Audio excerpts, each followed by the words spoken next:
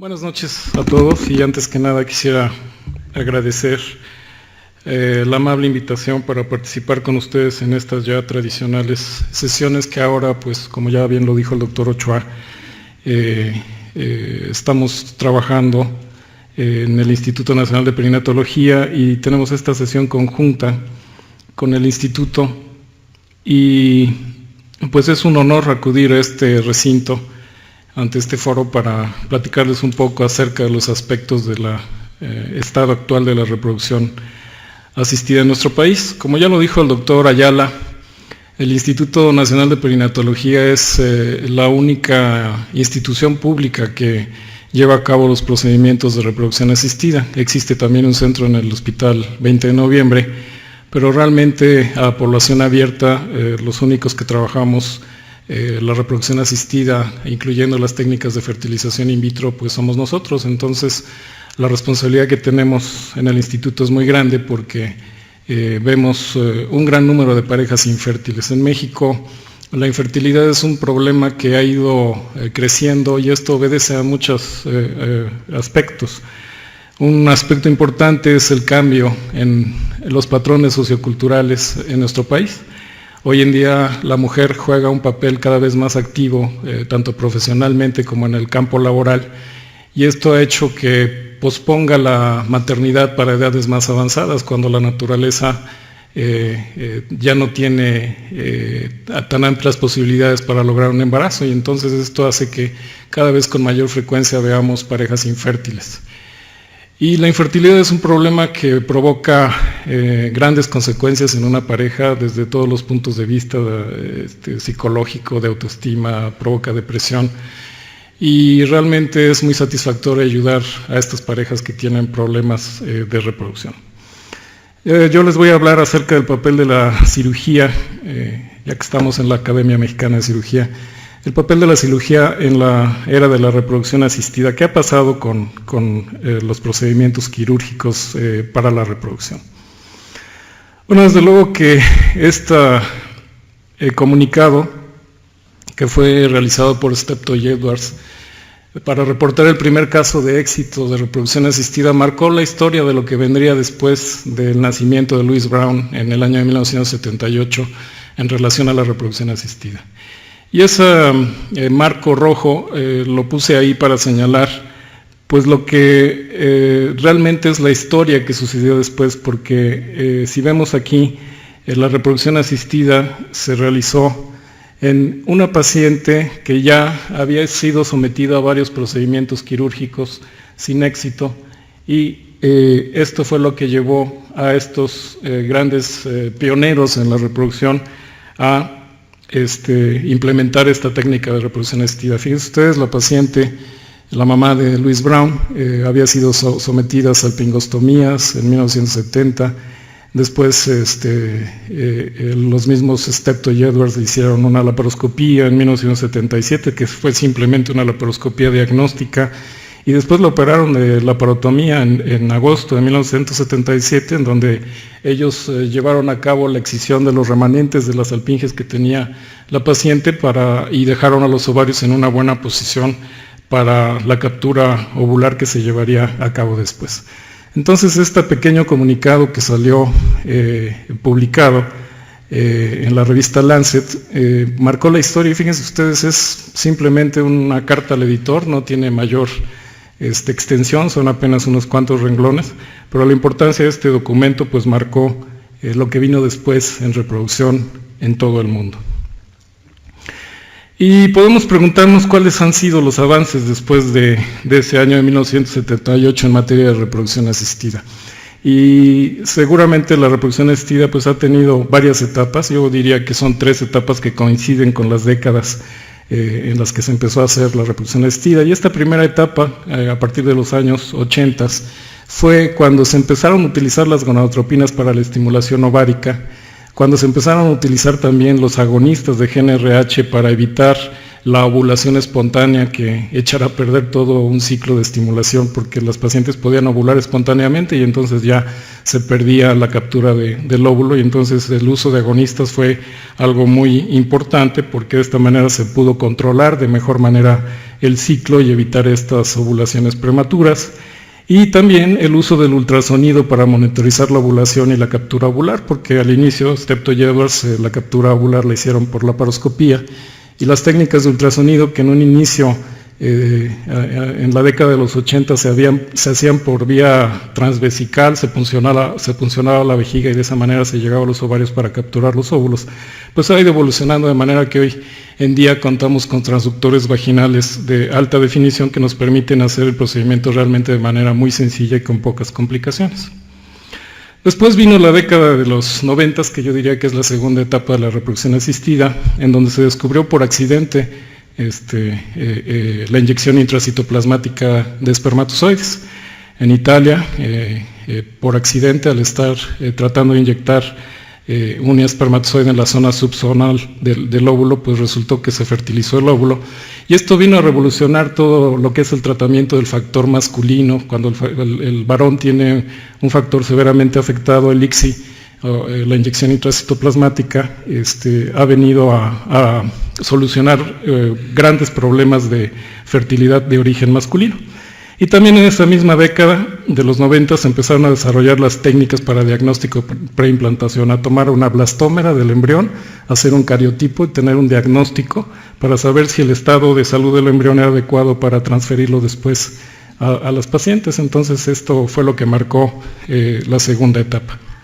Y estamos actualmente viviendo una tercera etapa en la que parece que estamos regresando a lo natural, porque después de la primera y segunda etapa en la que se usaban grandes dosis de medicamentos y veíamos muchas complicaciones, pues en la actualidad la tendencia es a ser un poco más naturales. Se utilizan dosis menores de medicamentos para la estimulación, ha habido una mejora muy importante en estos medicamentos, actualmente se sintetizan con tecnología recombinante genética, hay sofisticación y mejora de los laboratorios de reproducción, y hay el desarrollo de técnicas no invasivas para la selección de gametos y embriones, lo cual nos permite seleccionar a los mejores embriones para la transferencia embrionaria y tener buenos resultados. Y la pregunta pues es, ¿a qué nos han llevado todos estos avances? Pues en primer lugar a la utilización de esquemas de estimulación con dosis menores, más amigables para los pacientes porque son menos inyecciones en un ciclo, a disminuir el número de óvulos capturados y de embriones transferidos, y a la transferencia de embriones en etapas más avanzadas de desarrollo, lo cual permite una selección natural, porque los embriones que llegan a etapas más adelantadas, pues son embriones generalmente más sanos que cuando los transferimos en etapas más tempranas de desarrollo. Pero también esto pues, nos ha llevado a hacer menos cirugía reproductiva, porque con la mejora de los laboratorios, pues desafortunadamente para todos los que nos gusta la cirugía, cada vez se hace menos, esa es una realidad. Y la cirugía reproductiva es una cirugía muy especial porque es una cirugía muy conservadora que trata de respetar la anatomía de los órganos pélvicos femeninos de tal manera que se conserve la función reproductiva y desafortunadamente pues cada vez operamos menos a las pacientes. ¿Cuáles son las ventajas de estas técnicas de reproducción asistida? Bueno, pues hay mayores tasas de implantación, por lo que les comentaba de la selección natural. Hay una disminución de las complicaciones, sobre todo el síndrome de hiperestimulación ovárica y el embarazo múltiple. Hay una mejor oportunidad para seleccionar embriones viables para la transferencia, una mejor sincronización temporal entre el embrión y el endometrio y un mayor tiempo de cultivo para realizar técnicas de diagnóstico preimplantación. Estas serían ventajas teóricas. ¿Y cuáles son las preocupaciones? Bueno, pues con todo lo que hay en la actualidad, pues hay un riesgo de no contar con embriones suficientes para una buena transferencia, hay una posible mayor incidencia de gemelos monocigóticos, hay menor cantidad de embriones para criopreservación, lo cual pues puede ser una desventaja o no, porque cuando se tienen muchos embriones supernumerarios, pues muchas parejas incluso al lograr su objetivo de un primer embarazo y tener embriones congelados, pues ya no les interesa realizarse otro procedimiento y en muchos lugares del mundo ha habido muchos problemas, sobre todo de tipo legal, porque después no se sabe qué hacer con esos embriones. Y entonces con estas técnicas actuales de reproducción asistida, pues hay una menor cantidad de embriones para la criopreservación. Los cultivos extendidos podrían aumentar el riesgo de mutaciones epigenéticas, esa es una preocupación, y aunque la mayoría de los estudios indican que aparentemente no hay mayor riesgo de malformaciones o parto pretérmino o retardo de crecimiento intrauterino con las técnicas de reproducción asistida, la realidad es que cada vez se hacen más estudios en los que se ha visto que sí hay un aumento de estos problemas y esta es una de las preocupaciones en la actualidad. Por ejemplo, vean ustedes este artículo que se publicó recientemente el año pasado, en el que los autores de este artículo mencionan que la mayoría de la mortalidad perinatal después de la fertilización in vitro es debida al embarazo múltiple, porque al ser embarazos múltiples los bebés nacen antes de tiempo y esto conlleva mucha morbilidad perinatal, pero aún en embarazos únicos también hay un riesgo aumentado para una evolución adversa, de tal manera que ahorita es la preocupación y en muchos lugares del mundo se está tratando de hacer estudios que puedan dilucidar cuáles son las causas de estos problemas aún en embarazos únicos. ¿Qué ha pasado con la cirugía? Bueno, pues como les mencionaba al principio de la charla, hay una tendencia a operar cada vez menos. Hay muchos artículos que así lo mencionan, por ejemplo, este es una editorial de Fertility and Sterility publicada en el 2006, en el que la conclusión es que todos los tratamientos para la infertilidad se han vuelto obsoletos debido a las tecnologías reproductivas avanzadas, incluyendo la cirugía. Hay quienes se preguntan si ya regresó la laparoscopía, o sea, estos autores ya no dudan de que ya la cirugía no se utilice para la reproducción, y entonces ellos se hacen la pregunta, ¿ya regresó la laparoscopía? Y la respuesta es que no, ellos mismos dicen que no. Hay quienes dicen que la cirugía por infertilidad está muerta, y que solamente permanece el obituario porque la tecnología en reproducción asistida es superior a la cirugía y ellos recomiendan que debe ofrecerse como la primera línea de tratamiento. Desde luego que esto debemos de tomarlo de acuerdo al medio en donde se trabaja. A lo mejor en Estados Unidos pues tienen un centro de reproducción en cada esquina, ¿verdad? Pero aquí en México la realidad es muy diferente, de tal manera que, como vamos a mencionar en el transcurso de esta plática, nosotros pensamos que la cirugía reproductiva no ha muerto, que es un arte que debe seguirse practicando porque sigue teniendo indicaciones. Y entonces la pregunta es, ¿cuáles son las indicaciones actuales? Pues la miomatosis uterina, la endometriosis, la cirugía tubaria, las malformaciones mullerianas, el síndrome de Asherman y la laparoscopía diagnóstica serían las principales indicaciones. ¿Qué pasa con los miomas? Bueno, pues los miomas uterinos se asocian a infertilidad en un 5 a 10% de los casos, pero cuando se descartan otras causas, solo de 2 a 3% de los miomas son causa de infertilidad. El manejo actualmente es controversial, pero en realidad hay un acuerdo en que todos los miomas que deforman la cavidad uterina deben ser removidos. Ese es un video en el que vemos una miomectomía histeroscópica. La endometriosis, que es una causa muy importante de infertilidad, en los casos de endometriosis la primera cirugía es la más importante, entonces lo que hagamos ahí es lo que determina el futuro de la paciente. Aquí estamos viendo la resección de la cápsula de un endometrioma en el ovario derecho. Se recomienda para todas las etapas de la enfermedad y en los endometriomas recidivantes pues puede disminuir la reserva ovárica. Previa a la fertilización in vitro, en etapas 3 y 4, la cirugía mejora los resultados de las técnicas de reproducción asistida. La cirugía tubaria, la recanalización tubaria ha sido sustituida realmente por las técnicas de reproducción asistida, pero todavía está indicada en algunos casos. Las tasas de éxito son altas, en buenas manos y con buena indicación, permiten que se embaracen hasta un 60, un 70% de las pacientes. La tasa de éxito permite más de un embarazo, al contrario de lo que pasa en fertilización in vitro, que solamente es un embarazo. Desafortunadamente ya no se incluye en los programas de residencia. Aquí estamos viendo un video de una recanalización tubaria, ya no se necesita microscopio porque el laparoscopio, el aumento que tiene el laparoscopio nos permite llevar a cabo la cirugía con una buena visualización. Hay instrumental de 3 milímetros que es el adecuado para realizar estas cirugías. Se puede llevar a cabo la sutura con material de sutura sumamente delgado y bueno, pues esto nos permite buenos resultados. Vean ustedes, este es el resultado final de una recanalización en la que son pacientes que si tienen buena indicación seguramente se van a embarazar. No sé si todavía tengo tiempo. ¿Sí? Bueno, entonces Las malformaciones müllerianas, el septum uterino es la malformación con peor desempeño reproductivo, es la malformación más frecuente y la cirugía histeroscópica es el tratamiento de elección. Y esto nos ha permitido un cambio radical. Ahí en el video estamos viendo la resección de un tabique también por vía histeroscópica, lo cual nos permite dejar una cavidad en condiciones adecuadas para un embarazo, sin la necesidad de operar por cesárea a esta paciente, porque cuando se hacían las metroplastías, pues era indicación para hacer cesárea, y en estos casos ya no se requiere. El síndrome de Asherman, que es la presencia de adherencias intrauterinas, es una complicación de legrados obstétricos, rara vez por infección, y para lograr el embarazo es indispensable no solo restaurar la anatomía, sino también la función de la cavidad uterina, de tal manera que la histeroscopia pues es el procedimiento de elección para llevar a cabo la resección de estas adherencias.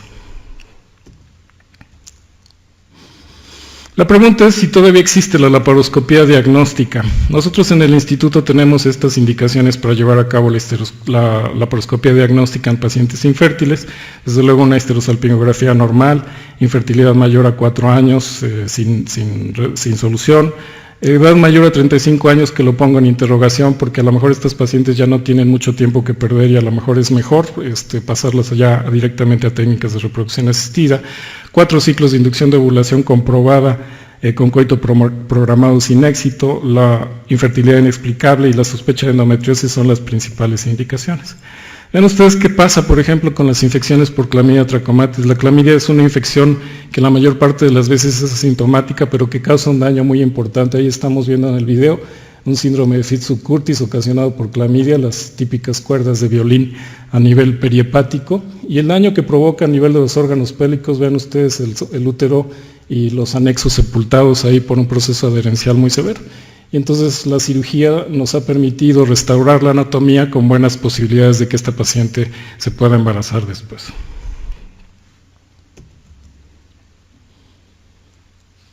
El objetivo de estas cirugías pues es restaurar la anatomía pélvica, de preferencia lo más normal posible, para que la paciente tenga buenas posibilidades de lograr un embarazo.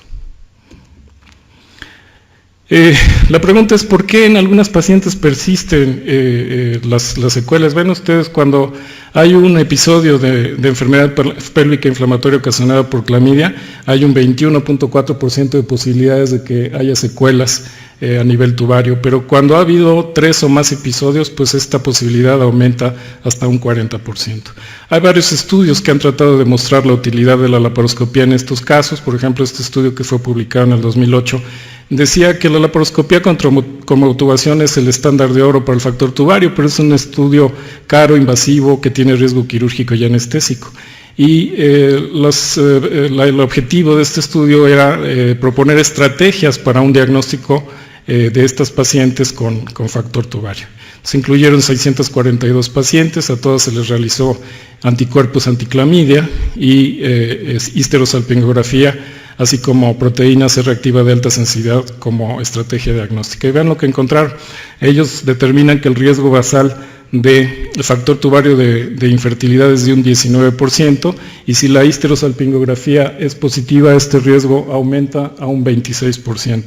Pero cuando combinamos otras técnicas como la determinación de anticuerpos anticlamidia, cuando son positivos, la posibilidad de factor tubario es de 53%, y si esto le agregamos una histerosalpingografía positiva, las posibilidades de daño son hasta de un 60%. Y si además agregamos la proteína C reactiva de alta sensibilidad con anticuerpos positivos e histerosalpingografía positiva, pues las posibilidades de daño tubario aumentan hasta un 71%. Entonces estos autores concluyen que los anticuerpos anticlamidia deben ser el primer estudio de screening para estimar el riesgo de patología tubaria, y que si estos anticuerpos son positivos, la histerosalpingografía no ofrece mayores beneficios y puede tener riesgo porque podemos diseminar una infección. Y combinar los anticuerpos con proteína C reactiva aumenta la probabilidad de encontrar un factor tubario.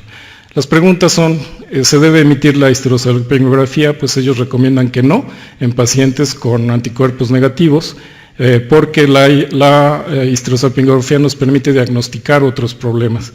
Y la laparoscopía se debe emitir, bueno, pues la prevalencia de patología tubaria con anticuerpos negativos y histerosalpingografía negativa fue de 12 a 25%, por lo que ellos consideran que se puede evitar en esos casos el realizar la laparoscopía, pero en esos casos nos vamos a perder diagnósticos, por ejemplo, como de endometriosis leve, mínima o leve, de tal manera que habría que poner en una balanza si es recomendable o no hacer la laparoscopía. Cuando los anticuerpos y la histerosalpingografía son positivos, está indicado hacer la laparoscopía. Nosotros en el instituto tenemos desde luego un protocolo de estudio en el que los pacientes les hacemos una evaluación y decidimos de acuerdo a los resultados si los vamos a someter a una laparoscopía operatoria o una laparoscopía diagnóstica. Ven ustedes, de septiembre de 2009 a septiembre de 2011 realizamos 327 laparoscopías diagnósticas y encontramos 109 laparoscopías blancas, 33%, pero encontramos endometriosis en 37.2% de los casos, que desde luego se trató con la misma laparoscopía, endometriosis en diferentes grados, y otras 100 pacientes, otro 30%, en la que se encontró un daño tubario, de tal manera que nosotros no recomendamos omitir la laparoscopía diagnóstica. Bueno, voy a pasar estas diapositivas. Es en relación a la fertiloscopía, que es un método relativamente nuevo en el que a través de un histerolaparoscopio entramos a través de fondo de saco posterior para ver la cara posterior del útero, las salpinges y los ovarios. Es un procedimiento de consultorio, se hace con anestesia local o sedación y es posible realizar salpingoscopía. Esa es la principal ventaja de este procedimiento, porque podemos obtener imágenes como estas que nos hablan de si las trompas son funcionales o no. Bueno, ¿qué podríamos decir en conclusión? Que pues, las técnicas de reproducción asistida han mejorado continuamente en años recientes, que dicha mejora ha permitido obtener mejores resultados reproductivos y al mismo tiempo han disminuido las complicaciones, que la laparoscopía diagnóstica sigue teniendo vigencia, sobre todo si se combina con otras técnicas diagnósticas, que la fertiloscopía tiene algunas ventajas, pero no sustituye a la laparoscopía. La única ventaja pues, es que se puede realizar salpingoscopía y eso nos permite conocer el estado del endosalpinx. Y existe todavía patología con indicación quirúrgica que es irrefutable. Hay pacientes que debemos someter a cirugía antes de una técnica de reproducción asistida, porque si no lo hacemos así, pues los resultados no serán adecuados y esos pacientes seguramente no se van a embarazar si no corregimos antes esa patología. Les agradezco mucho su atención. Ya no tiene tan amplias posibilidades para lograr un embarazo y entonces esto hace que cada vez con mayor frecuencia veamos parejas infértiles. Y la infertilidad es un problema que provoca grandes consecuencias en una pareja desde todos los puntos de vista psicológico, de autoestima, provoca depresión y realmente es muy satisfactorio ayudar a estas parejas que tienen problemas de reproducción. Yo les voy a hablar acerca del papel de la cirugía, estado actual de la reproducción asistida en nuestro país. Como ya lo dijo el doctor Ayala, el Instituto Nacional de Perinatología es la única institución pública que lleva a cabo los procedimientos de reproducción asistida. Existe también un centro en el Hospital 20 de Noviembre, pero realmente a población abierta, los únicos que trabajamos la reproducción asistida, incluyendo las técnicas de fertilización in vitro, pues somos nosotros. Entonces, la responsabilidad que tenemos en el instituto es... Buenas noches a todos y antes que nada quisiera agradecer la amable invitación para participar con ustedes en estas ya tradicionales sesiones que ahora, pues como ya bien lo dijo el doctor Ochoa, estamos trabajando en el Instituto Nacional de Perinatología y tenemos esta sesión conjunta con el instituto y pues es un honor acudir a este recinto ante este foro para platicarles un poco acerca de los aspectos de la muy grande porque vemos un gran número de parejas infértiles. En México la infertilidad es un problema que ha ido creciendo y esto obedece a muchos aspectos. Un aspecto importante es el cambio en los patrones socioculturales en nuestro país. Hoy en día la mujer juega un papel cada vez más activo, tanto profesionalmente como en el campo laboral, y esto ha hecho que posponga la maternidad para edades más avanzadas, cuando la naturaleza, ya que estamos en la Academia Mexicana de Cirugía, el papel de la cirugía en la era de la reproducción asistida. ¿Qué ha pasado con los procedimientos quirúrgicos para la reproducción? Bueno, desde luego que este comunicado que fue realizado por Steptoe y Edwards para reportar el primer caso de éxito de reproducción asistida marcó la historia de lo que vendría después del nacimiento de Louise Brown en el año de 1978 en relación a la reproducción asistida.